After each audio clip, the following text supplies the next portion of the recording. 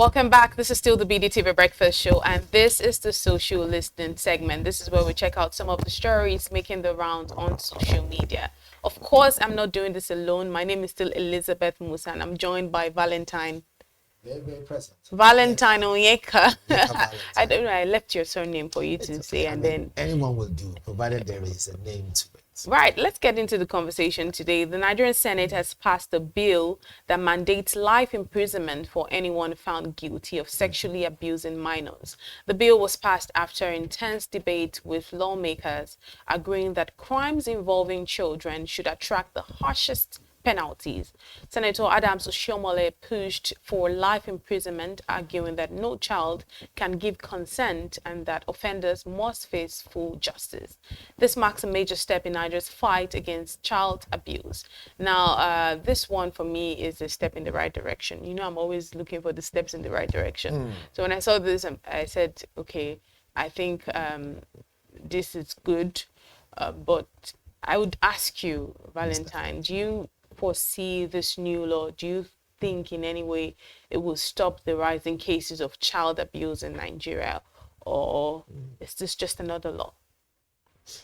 So, before I answer that question, before we dive into it, there is a death penalty for capital offense, right? Mm-hmm. Has that stopped armed robbers?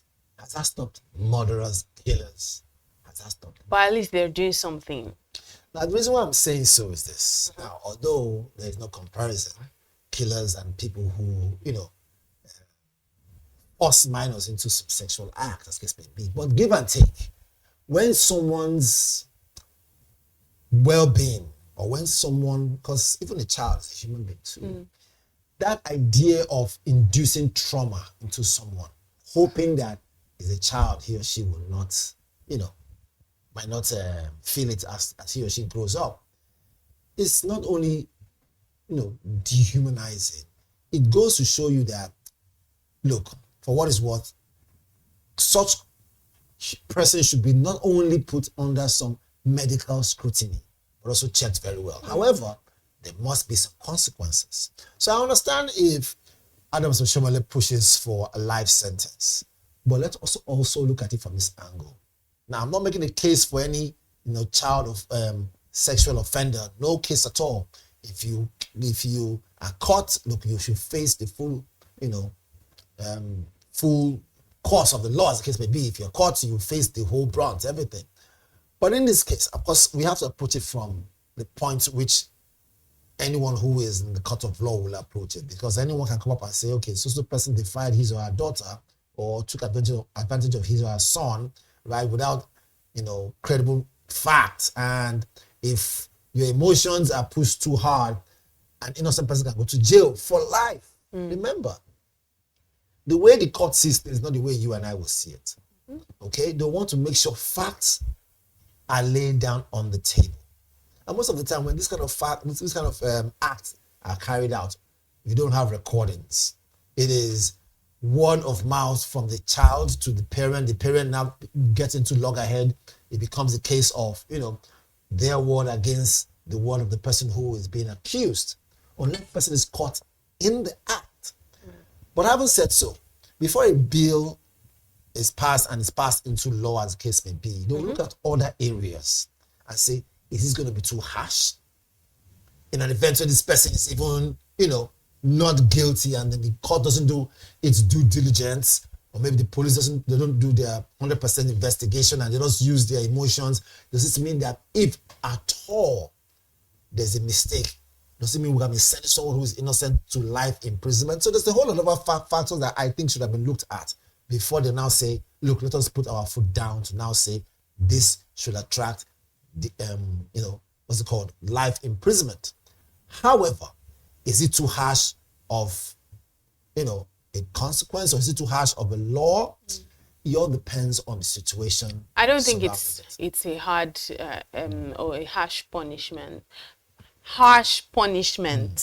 Because child abuse is, I can't even find the words to describe it. No one should make any excuse for it. Exactly. So if they need to imprison somebody for life for having to sexually abuse minors. I'm all for it. But let's see some of the reactions on social media and see how Nigerians are reacting to this conversation. Because obviously, there was an intense debate with the lawmakers, in the House before they even agreed to pass this particular law, before they agreed to even approve this law.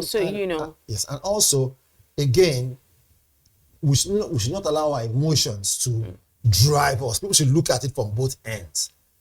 Make no mistake, it's not everyone 100% that is in prison that's actually guilty. It could just be, there might be a shortcoming in the judicial angle, a shortcoming in the investigation that has brought the person to book.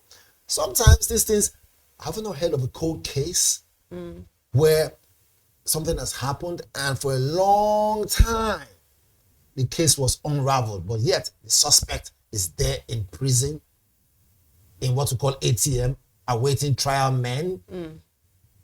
But let's see some of the reactions on social media and see the reactions to this particular conversation on the Senate approving life imprisonment for child abusers, for minors and whatnot. Sacred St. MJ says, let them expressly state the age of the minor. That's the point. I won't be surprised if minor definition is not the same in the northern and southern Nigeria. It should be the same age for all. Minors should be anyone that is not 18 yet. That's a very good good comment, because it's like Christianity in the north can differ from the one in the south. It can differ from the one in the west. It's just what it is.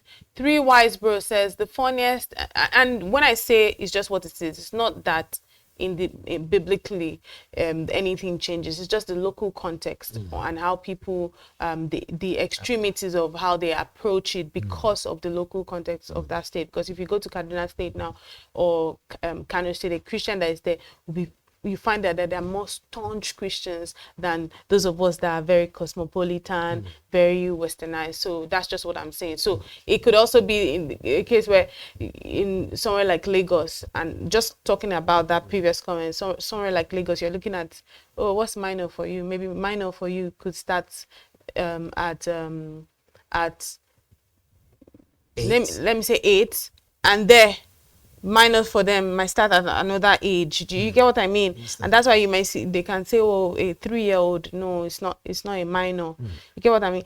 But here you're looking at it from Lagos that, minor is minor, anything below this age. But they are looking at it like, no, because you see how it happens in the north, where you're seeing a little girl. So yes, that's basically what I'm saying. But more of the reactions, let's take a look at more of the reactions on social media and see how these reactions are panning out. Ahmad Analytical says, finally, Nigeria's Senate says life imprisonment for anyone who defiles a child. No fines, no mercy. A strong step for a country where too many children suffer in silence. Now the question is, will justice be consistent and not selective? Thank you very much. That's a good question. Obioma Onwuka says, it's a welcoming development. Kudos to the lawmakers. We would also like to see them pass laws that any politician who embezzles public funds or who collects contracts and delivers substandard or no job at all should be jailed for life. Do we have more reactions? I think, just for mobile, when it comes to corruption is so much of a big deal that I believe is even worse than that, minor. So should we do life imprisonment for corruption? I think corruption should attract the death penalty. By firing squad. Wait. How do we even determine what is corruption? You know how we said things differ from place to place. But of course, I mean, you have like, for instance, you have murder case, where you have first degree murder, second degree, like that. So there are categories. So how do we define corruption, really? Truth be told, look, if you embezzle money point blank at a particular level where it is glaring and all fingers are pointed towards you with all the facts, death by firing. Brother, look, make your last wish and let's let it go. Simple. Your regime will be harsh. Honestly. Because with that way, what happens is that, look, the country will become, look, far better. It will become a point where people will love to come to. I want to go to Nigeria. Why? My investment will be protected. I will not have stiff regulators that will come and press me down because they want to collect some small handout and all that stuff. And of course, guess what? More importantly, the pastor not saying is that when it now comes to government offices, people will not see government work or political appointments as a gold mine. And once we stop making government offices attractive, let it be that you're there to serve, Nigeria will be on a well-known path to greatness. But for real though, just on a very serious note, I think this marks a major milestone really for the fight against child abuse, because child abuse is not something for us to laugh at. You see somebody, although I know this might not hit well, they say that an average Nigerian man is a pedophile. I don't know how that's what I hear. I think 100%. That's not, I don't have the facts, but it's a thing that they normally say. They who? People would say. I think some statistics should be thrown and that's why I said that this is not something that, this might be something that we might need to now go and do research. But I think this is, it's based on patterns that keep playing over and over again. And it must stop from things like seeing a small child and calling the child my wife, the 3-year-old baby. That's not love. That's not playing with a baby. If you see a baby is a baby. Baby, how are you? It's not like you've seen it. Those are the little ways we can stop those things. So they'll see one little baby. This is your baby, now my wife. It's playful, but it says it is pregnant and it must stop, even if there is no undertone to it. That's where all of this will stop. Okay.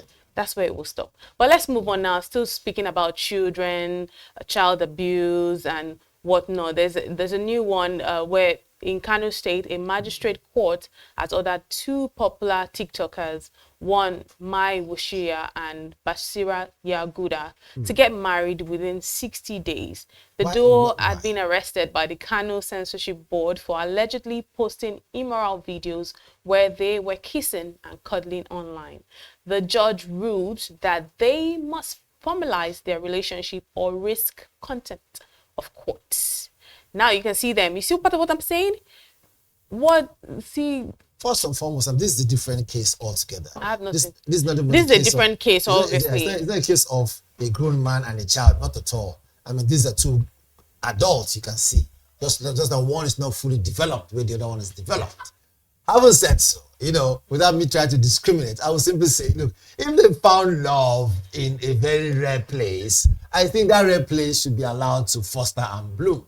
However, in a case where, I don't know if this is being engineered by some Sharia law or something, but look, truth be told, it's a free country where you can afford to kiss whoever you want to kiss on social media. If the social media find it offensive, they should put what they call, laws differ from place to place. This is the place where they have Sharia law. They saw them on social media. Yeah. They didn't see them in open places, in public places. But the receipt was there. So what if the kissing happened in a different place, different from Kaduna or Kano, maybe in Lagos, and they came back to Kaduna? Why should they now force them to want to get married? No. What if it's just content creation? Content creation. Yeah. Are you their lawyer? You're beginning to sound like you're their lawyer. We all have this because they know where they are. They know that. You know what's funny? Anyway, it's the hypocritical side of things. These are places where they do even the worst things behind closed doors, underneath the sheets and whatnot. But away from that, it's like they say, is who they catch that is the thief. But really, this is a place where they practice Sharia law. Is it right? It's not for me. It's like if I come to your house, this is your rule. We have to go by your rule. Whatever it is, I think it's really my own thought. Another thing is this, see, people don't know this, but as much as yes, they say this Sharia law, they have their ways and there are angles in which they look at before they come out and now say this must happen. Another thing is that if people don't feel free to express their feelings, I'm not saying you should go out of board and become, get to a point of immorality on the streets and open, as the case may be.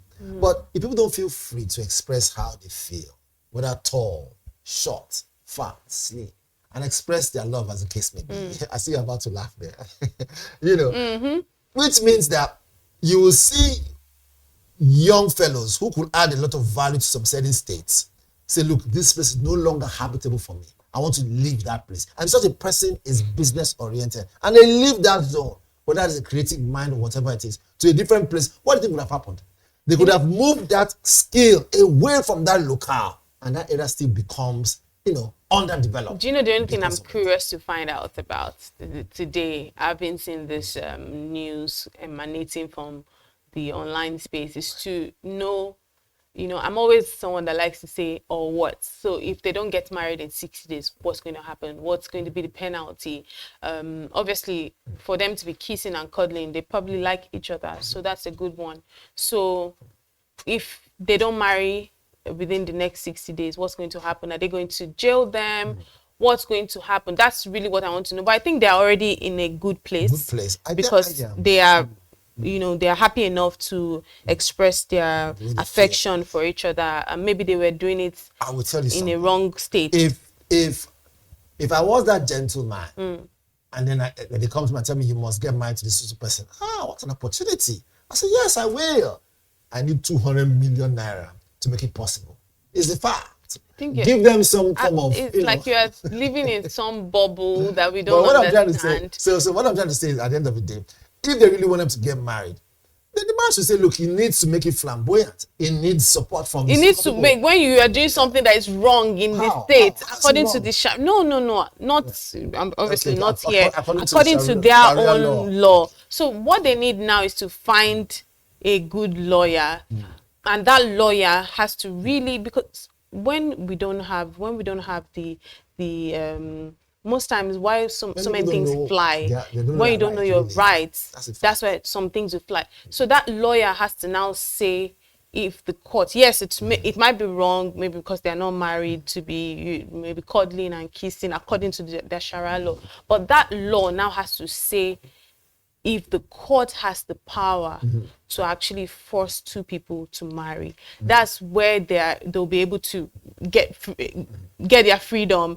If they have a good lawyer, that maybe just by, there's something like this called omission, just by way of omission, maybe they did not add it there, that, if you're caught XYZ doing XYZ, this will happen. If that's not there, then they are free to go. There's nothing that will happen. So if they have a good lawyer, good for them. Again, it's also Sharia law. I don't know much about the in-depth of Sharia law, but generally, when it comes to legal matters, there are some areas where most of us have some information about, which is, normally you can't, the law doesn't even say you must force these people to get married. Federal government doesn't. Because if you look at it closely, this is just some, like I always say, it might be a tough pill, but religion in general, whether you're Christian, religion or Islam, or whether you are, the idea is there's always some form of setup that is put there to put you under control, right? So in this case, whether this is what we're seeing, well, maybe we should probably have a cleric who is an imam, a Muslim cleric. This is where I would call Muhammad tomorrow to break it down and tell us if this is a because he's actually a cleric. Yes. But let's see some of the reactions on social media and see how Nigerians are reacting to the conversation. Michael Canute says, highest hypocrisy. That was the first thing I said. What these so-called all righteous and saints do in the closet will shock you. They use religion and culture to deceive themselves. Do we have more reactions? Commander-in-Chief says, I see no reason why they are now forcing people into marriage. Like, what is the meaning of this? Are they the ones that will stay in the marriage? That's for Commander. Rebirth All Sleek says, this is very sad that we live in a country that people can be forced by a court to get married. It's truly sad. I think you have added there, not when you say court, Sharia court, not the normal court that we know. Do we have one more reaction or any more reactions? I think basically, I'm always someone that likes, let's be factual and logical. Emotions are nice, emotions aside. To not waste time, I hate to waste time. If they are able to just get a good lawyer that can point out in the constitution, the Sharia constitution, that there is no place that says if this happens, they must be forced to marry. Maybe yes, there's a place that, you know, when you're writing an agreement or a clause, you write in a case clause, Right. sexual relationship, This you should not do XYZ. You now see 2 or B. something like that. It's now say in a case where this happens, happens. this will happen. If there is nothing like that, they are free to go. All this one they're just doing is a waste of time. So if banter aside, so we don't waste time, because we can always only just waste time on social media. If these two people are smart, the young man, it looks like if they're smart and they have like the right people, it's just to fight it and they go on their way. Anyways. Really, they just go on their way. It's a Sharia, state. There's really nothing we can only just talk and talk and talk, but just get a good lawyer and fight your way out of it. Another thing we're not seeing is that what if truly they both want it, but they're looking for who to support them financially. Like I said before, this could be an opportunity. They finally want us to get married. This is great. So now let us ask for them to open a business for that. I don't even know if you're being funny, really. You know, I like to look at the business angle. Who knows? What if they say, okay, thank you so much, Sharia law. We're going to get married anytime soon. Can we get some raise? Start a business for us. Let's live here. Well, that's where we leave it today on the social listening segment. I really wish them the best. What the name? I wish Mushia, May Mushia, and Basira Yaguda. I really wish them the best. It would be nice to see them get married, but not under compulsion. Trust me, if I see them get married today, tomorrow, I'm going to be the first to actually congratulate them. I really want to attend the wedding, so I'll see how some certain things will be carried out. You go to Kano State. It's important, so I can. I'm a journalist, so I can just sit down and take some journals and say, okay, when they said, "Can you kiss the bride?" You know how it was performed. I mean, you see the variation there. Okay. Well, that's where we leave it this morning on the BDTV Breakfast Show. Thank you for staying with us from the start up until the finish. We hope you enjoyed the show. My name remains Elizabeth Musa. I'm on your Valentine. See you tomorrow.